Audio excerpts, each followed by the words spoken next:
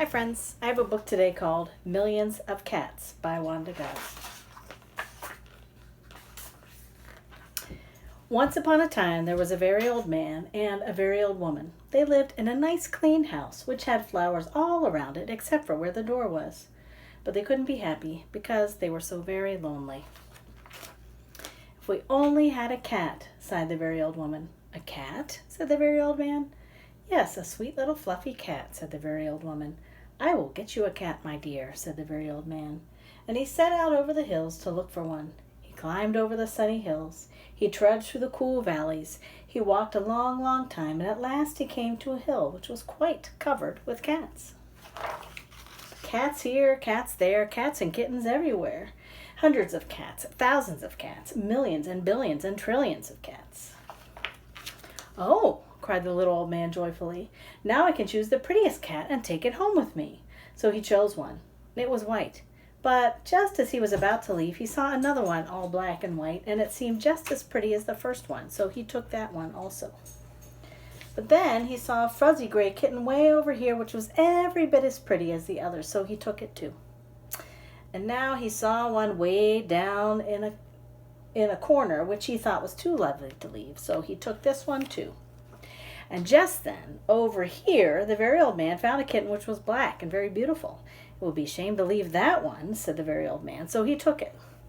And now, over there, he saw a cat which had brown and yellow stripes like a baby tiger. I simply must take it, cried the very old man, and he did. So it happened that every time the very old man looked up, he saw another cat which was so pretty he could not bear to leave it, and before he knew it, he had chosen them all. And so he went back over the sunny hills and down through the cool valleys to show his pretty kittens to the very old woman. It was very funny to see those hundreds and thousands and millions and billions and trillions of cats following him. They came to a pond. Mew, mew, we are thirsty, cried the hundreds of cats, thousands of cats, millions and billions and trillions of cats. Well, here is a great deal of water, said the very old man. Each cat took a sip of water, and the pond was gone. Mew, mew, now we are hungry, said the hundreds of cats, thousands of cats, millions and billions and trillions of cats. There is much grass on the hills, said the very old man. Each cat ate a mouthful of grass, and not a blade was left. Pretty soon the very old woman saw them coming. My dear, she cried, what are you doing? I asked for one little cat, and what do I see? Cats here, cats there, cats and kittens everywhere, hundreds of cats, thousands of cats, millions and billions and trillions of cats. But we never can feed them all, said the very old woman. They will eat us out of house and home. I never thought of that, said the very old man. What shall we do? The very old woman thought for a while, and then she said, I know. We will let the cats decide which one we should keep. Oh, yes, said the very old man, and he called to the cats. Which one of you is the prettiest? I am, no, I am, no, I am the prettiest, I am, no, I am, cried hundreds and thousands and millions and billions and trillions of cats, for each cat thought itself the prettiest, and they began to quarrel. They bit and scratched and clawed each other and made such a great noise that the very old man and the very old woman ran into the house as fast as they could. They did not like such quarreling, but after a while the noise stopped, and the very old man and the very old woman peeped out of the window to see what had happened. They could not see a single cat. I think they must have eaten each other all up, said the very old woman. It's too bad.